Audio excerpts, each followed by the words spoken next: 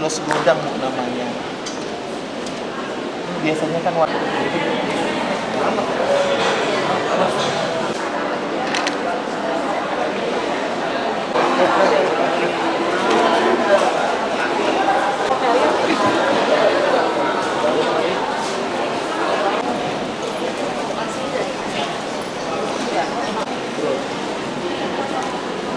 udah lagi pulang.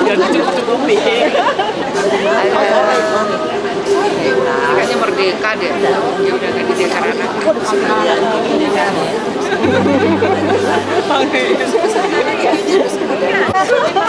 Jadi undang. Aku yang terima kasih sudah datang.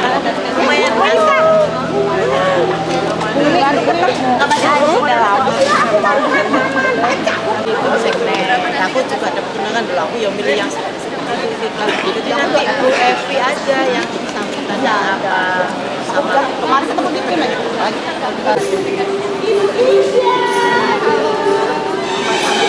Ada jadi nggak apa? Kita bawa uang nanti enggak udah kan kemarin malah ke tanah apa? Sekarang ini kayak anak muda ya, udah ketemu langsung bisa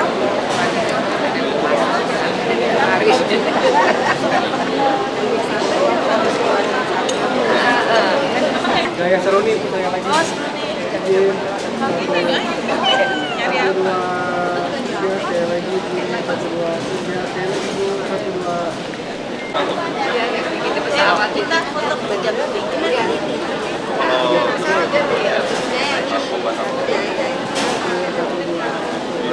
Lagi 1, 2, 3. seneng toh. 1, 2, 3, saya lagi 1, 2. Iya, tapi kadang kalah.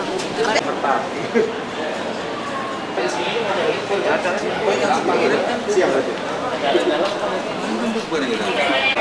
biar mokel Pak. Ngajak mokel.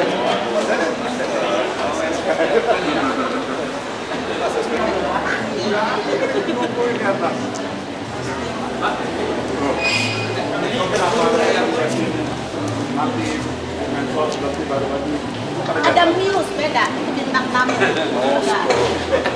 Indonesia, teman-teman Abdurrahman.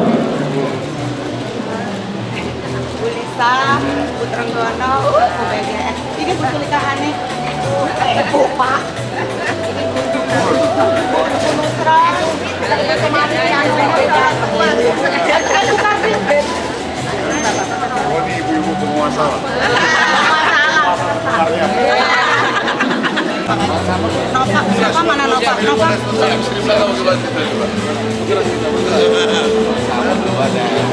Programnya Seruni Kabinet Merah Putih. Yang saya hormati Ibu Rose Sultan Bakhtiar, penasihat DWP DPD RI. Lalu yang saya hormati juga Ibu Irin Kartika Wijiomojo beserta jajaran. Dan saya hormati para deputi Kementerian UMKM, staf ahli, staf khusus beserta jajaran semua. Terima kasih Bang Sahmud udah on time banget tadi di depan dengan pakaian gemerlap. Lalu saya hormati Ibu Nani Hadi, tema Harmoni Ramadan menenun tradisi bangkit bersama UMKM. Kenapa mengambil temanya menenun? Karena menenun adalah tradisi yang menggambarkan upaya kita menjaga dan merawat nilai-nilai budaya, kuliner, serta produk lokal yang menjadi identitas bangsa. Dan acara Bazar Ramadan ini juga akan diadakan selama 3 hari sampai dengan tanggal 12. Dan ini tidak hanya bicara jualan atau para pengusaha UMKM ini memamerkan produk-produk unggulannya, namun nanti di rangkaian acara besok dan terakhir itu kita juga mengadakan pelatihan-pelatihan. Sehingga harapannya dengan ada acara Bazar Ramadan ini tidak hanya bicara transaksi saja, namun juga bisa menjadi silaturahmi, kolaborasi, membentuk networking, dan juga menjadi inspirasi. menambah kreasi dan yang pasti inovasi sehingga para tenan-tenan bazar nanti ke depan, para tenan-tenan UMKM ke depan bisa lebih berinovasi, kreatif sehingga mampu berdaya saing di pasar global. Boleh tepuk tangan ibu bapak untuk para tenan-tenan yang ada di sini. Ini alhamdulillah kalau tahun lalu ada sekitar 70 tenan dan tahun ini alhamdulillah pesertanya sudah lebih dari 120 tenan yang ikut serta. Mudah-mudahan ibu-ibu bapak-bapak yang hadir di sini mau membantu para pengusaha UMKM kita untuk membeli produk-produk unggulannya karena saya yakin yang mereka bawa hari ini adalah produk-produk unggulan yang mereka persembahkan. Baik, terima kasih laporan acara dari saya. Semoga bisa dinikmati Bazar Ramadan yang kami selenggarakan. Terima kasih sekali lagi supportnya. Mohon maaf jika tadi ada yang belum disebutkan namanya tapi tidak mengurangi rasa hormat. Sekali lagi terima kasih untuk supportnya semua. Assalamualaikum warahmatullahi wabarakatuh. Salam sejahtera, Om Swastiastu, Namo Buddhaya, salam kebajikan. Lupa saya punya pantun. Sebentar. Jangan cakap udah bosan, boleh mantap ya. Mantap. Pada puasa kayaknya kok lemes sekali nih kayaknya. Bismillahirrahmanirrahim. Mantapnya paling besar, paling kencang. Nanti insya Allah yang ibu-ibu disayang suaminya. THR-nya double. Yang bapak-bapak sayang istrinya. Ya ayah. Ayah. Pagi hari memetik kapas. Kapas dipintal menjadi benang. Tenun indah penuh berkualitas. Warisan budaya tetap dikenang.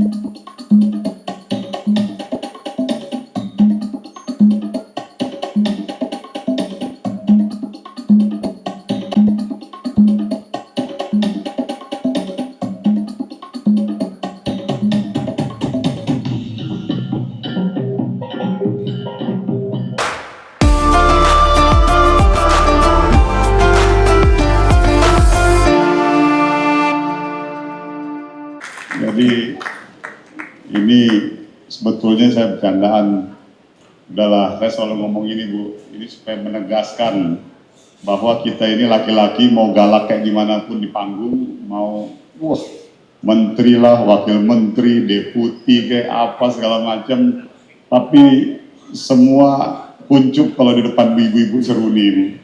Artinya semuanya yang pegang urusan kendali ini tetap istri kita di rumah lah. Jadi ya itu bentuk sebetulnya bukan takut Bu, tapi itu sebetulnya ya kita ini bukan takut sama istri tapi males saja. Jadi ya begitulah kurang lebih. Jadi pembelaan dirinya begitu, kita nggak takut tapi cuma males saja urusan sama istri. Dan ini sekali lagi saya berikan aplaus, kita berikan dulu aplaus yang paling meriah untuk DWP Kementerian UMKM beserta dengan timnya semua yang sudah menyukseskan acara ini. Dan perlu ibu-ibu seruni ketahui, ini urusan agenda acara ini, waduh persiapannya udah dari 2 minggu yang lalu. Jadi saya ini udah di apa tuh istilahnya, udah ditempel ketat, udah digini nama istri saya ini udah pokoknya kamu gini. Oke, atur aja bagus-bagus, mau kemana lagi ini. Jadi sekali lagi saya berikan dulu tepuk tangan buat DWP yang sudah menyelenggarakan acara ini. Tadi ini enggak, kan mereka mau bikin kejutan Bu. Ini katanya mau ada surprise katanya, ini juga nggak tahu. Tapi saya kasih spill sedikit, ketahuan kejutannya tadi. Pas saya mau keluar ruangan, kok Bu Mensos ada di depan ruangan saya. Bu, ayo Bu turun Bu. Entar Pak, katanya gitu. Loh mau ngapain Bu, kok nggak turun bareng? Jadi kayak pada rahasia-rahasiaan gitu, oh ternyata mau ada surprise-surprisean, jadi nanti ada Bu Mensos di nongol itu. Jadi ya itulah kurang lebih. Saya bilang, kamu mau kemana tadi? Kamu mau tahu aja. Saya bilang luar biasa nih ibu-ibu nih. Salam hormat saya tentunya buat Pak Dirut Smesco, Pak Dodi yang punya tempat, buat jajaran komisaris, waduh, ini dahsyat ini buat Ibu Wamen, DWP yang juga istri komisaris BRI yang memang selalu menjadi sponsor tetap acara Kementerian UMKM. Salam hormat untuk istri komisaris utama PT BRI, Ibu Dirut PT BRI, lalu Ibu Dewan Komisaris dan Dewan Direksi PT BRI. Hadir juga salam hormat saya Dirut ID Food, ibu-ibu komisaris utama ID Food, ibu-ibu Dirut ID Food, serta ibu-ibu Dewan Komisaris dan Dewan Direksi ID Food. Dan tentunya salam sayang, salam bangga saya buat semua pengusaha UMKM yang ikut terlibat di dalam acara yang diselenggarakan oleh DWP ini. Dan tadi juga saya tanya, ini Epic Market, terima kasih banyak atas kolaborasinya dengan Epic Market dan bersama-sama dengan DWP. Pada kesempatan kali ini, saya ingin menyampaikan dua hal saja terkait beberapa isu UMKM yang sekarang sedang kami dorong, dan alhamdulillah ini juga saya sampaikan di depan ibu-ibu seruni yang mudah-mudahan ini nanti bisa menjadi isu yang memang bisa jadi concern. Sekarang kita lihat begitu banyak UMKM yang tumbuh, itu dikarenakan ada support dan alokasi pembiayaan yang cukup besar sekarang yang sudah didorong oleh pemerintah kita di era Pak Presiden, Pak Prabowo Subianto. Karena Pak Prabowo Subianto menekankan betul bahwa alokasi kredit kita tahun 2025 itu ada kurang lebih sekitar 8.000 triliun alokasi kredit.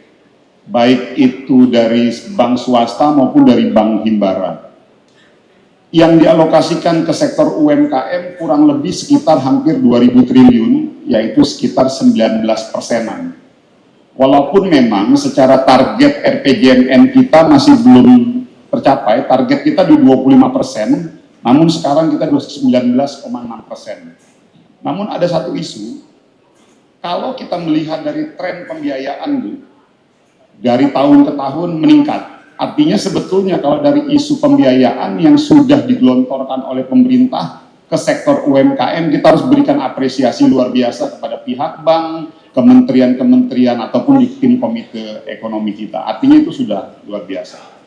Namun ada satu isu, pada saat UMKM ini mendapatkan modal untuk membuat usahanya, sering sekali pada saat dia sudah mendapatkan modal, kita kasih pelatihan, pembinaan, lalu produksi, alat-alat produksi juga mereka sudah punya untuk memproduksi barang. Lalu yang terakhir, pada saat mereka sudah punya produk, mereka mau memasarkan produknya ke pasar, sering sekali susah. Ini yang memang menjadi catatan kita bersama. Pertanyaannya kenapa susah? Karena pada akhirnya kalau pasarnya tidak disteril, problemnya adalah karena pasarnya tidak steril. Nah, maka dari itu kita bersama-sama di internal Kementerian UMKM sedang mendorong untuk melakukan sterilitas pasar. Agar apa? Agar UMKM yang memang dia sudah diberikan bantuan permodalan dan lain sebagainya, mereka bisa menjual produk barang mereka. Nah, ini yang lagi mau kita gagas. Lalu ada yang nanya ke saya, Pak Maman, kenapa tidak steril? Apa masalahnya?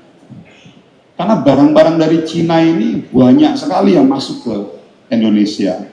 Akhirnya membanjiri produk-produk pasar domestik kita dengan harga yang sangat murah.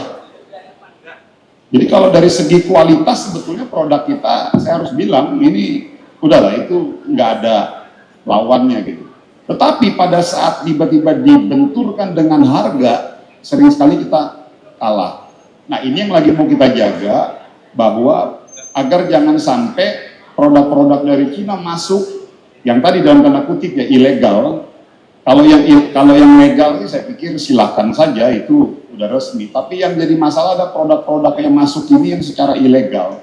Nah ini yang lagi mau coba kita tertibkan bersama-sama dengan Kementerian Keuangan, Kementerian Perdagangan dan Kementerian Perindustrian untuk agar mulai menata alur serta menertibkan masuknya barang-barang ilegal ke dalam negeri kita yang akhirnya merusak pasar domestik kita, yang pada akhirnya mengganggu tumbuh kembangnya UMKM kita. Dan saya selalu sampaikan pada saat UMKM ini terganggu, problemnya bukan cuma di NPL saja, bukan di NPL bank saja, tapi akan menjadi problem sosial. Apa problem sosialnya? Mulai pada saat kredit macet, hubungan rumah tangga menjadi bermasalah, suami istri berantem, akhirnya banyak yang cerai, macam-macam. Segala macam, jadi problem sosial jadi kemana-mana. Nah ini yang lagi kita jaga dalam rangka agar saudara-saudara kita, pengusaha-pengusaha UMKM kita, dia betul-betul bisa memasarkan produknya dan bisa bersaing di tanah ataupun di pasar domestik kita semua. Nah lalu yang kedua, ini saya juga mau sampaikan, kita sekarang sedang melakukan, karena banyaknya aspirasi, ini saya mau lihat dulu, pasti ada produk-produk kayak misalnya, apa nih di depan ini, Yasoki ya lah. Ini baju-baju namanya Yasoki. Saya yakin Yasoki ini pasti sudah jualan di e-commerce. Nah, yang jadi isu sekarang banyak aspirasi ke Kementerian UMKM bahwa tarif layanan dan tarif administrasi di e-commerce itu cukup membebani. Kenapa saya bilang seperti itu? Sebagai contoh, harga barang 200.000. Sekarang tarif itu rata-rata di 15 sampai 20%. Bahkan ada yang sampai tembus di 25% tergantung dari kos biaya layanan, marketing, segala macamnya. Akhirnya dari 200.000 harga barang, dia terima di rumah itu cuma kurang lebih 150.000 masuk ke rekening mereka, karena 50.000 itu sudah di-charge. Nah ini kan masuk dalam komponen kos produksi UMKM kita, yang tentunya akan mengurangi pendapatan dari UMKM kita. Nah ini yang lagi mau coba kita tata dan kita tertibkan. Dan kita sekarang sedang melakukan harmonisasi dengan kementerian-kementerian terkait untuk mengeluarkan aturan yang bisa melindungi serta meningkatkan daya saing UMKM kita di tanah air.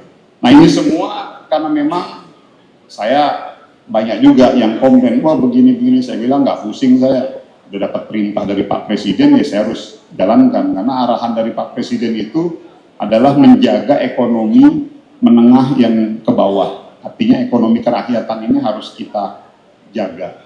Nah hal inilah yang dua hal inilah yang mau saya sampaikan dalam acara ini, dan juga mumpung ini hadir ibu-ibu Seruni, dan mohon maaf, salam hormat saya buat Ibu Sultan Najamuddin.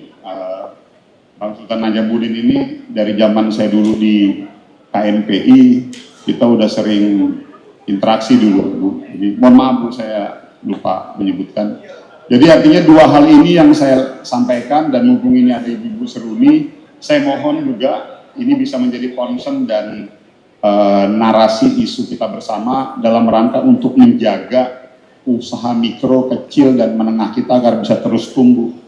Karena pada akhirnya, kalau sebagus-bagus apapun alokasi pembiayaan yang kita berikan kepada usaha mikro, kecil, dan menengah, sebanyak-banyaknya program pelatihan yang kita berikan kepada usaha mikro, kecil, menengah, dan juga sebagus-bagus apapun mereka produksi, tapi kalau mereka nggak bisa jual barangnya mereka, akhirnya mandek juga. Nah ini memang menjadi concern kita, dan pada kesempatan hari ini saya mohon dukungannya dari semua pihak kepada kami Kementerian UMKM, karena ini yang akan coba kita gagas, dan kalau kebijakan ini jalan, insya Allah ruang gerak dan ruang tumbuh usaha mikro dan kecil kita insya Allah ke depan akan lebih leluasa lagi di tanah air ini.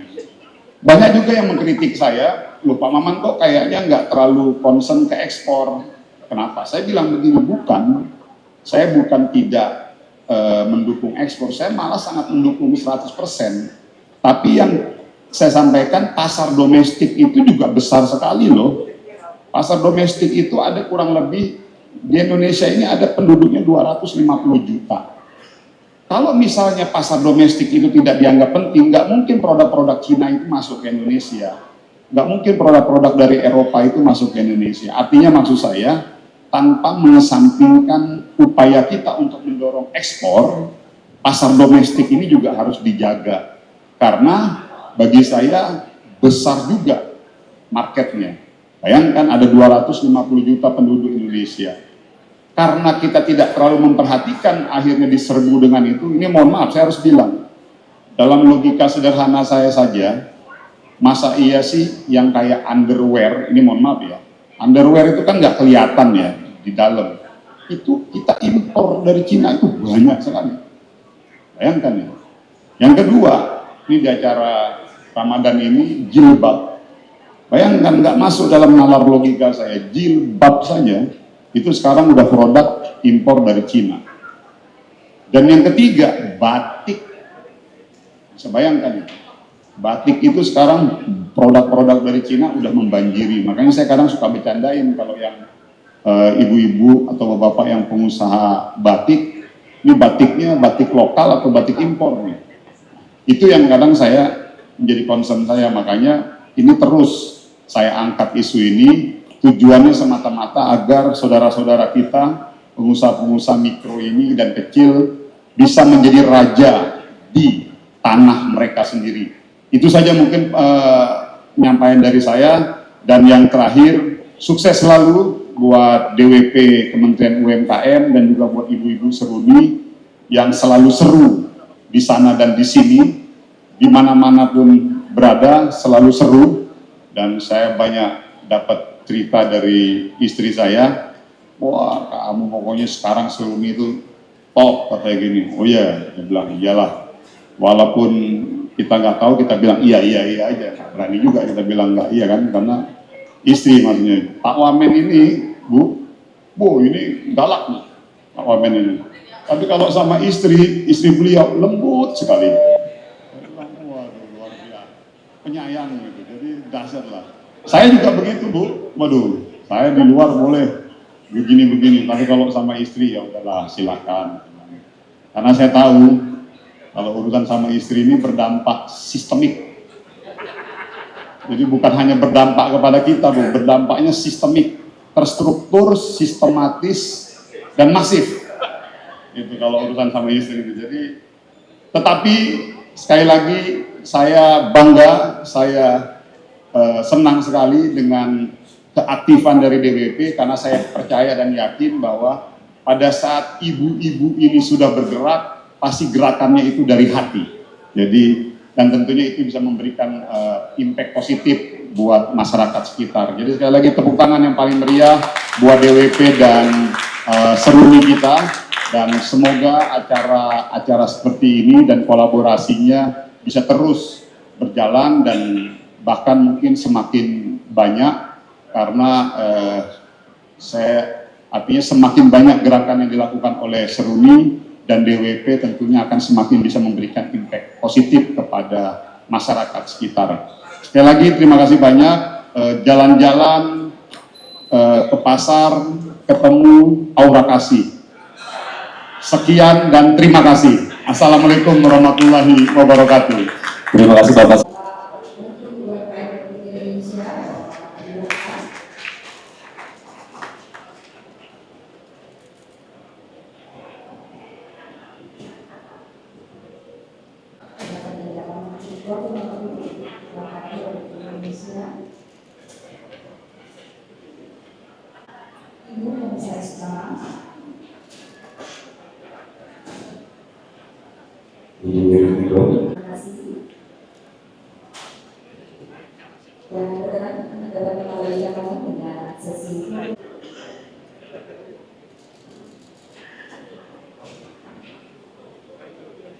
10 pagi ini berada di area gedung MPRS Mesbul.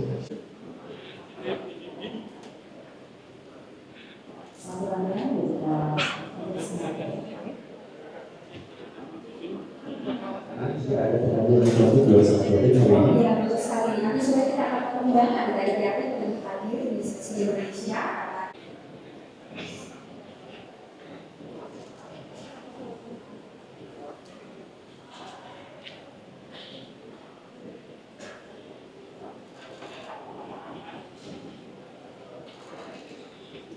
Mohon izin untuk sekali lagi kita maju 4, 3, 2, 1.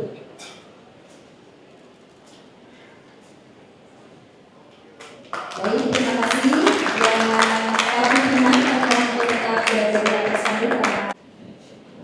Setiap tahunnya dengan bantuan baik kepada pagi-pagi di sekitar dan juga kepada para karyawan yang ada di sekolah. Kita lihat. Baik, PU, PNC, dan Prabowo. Selamat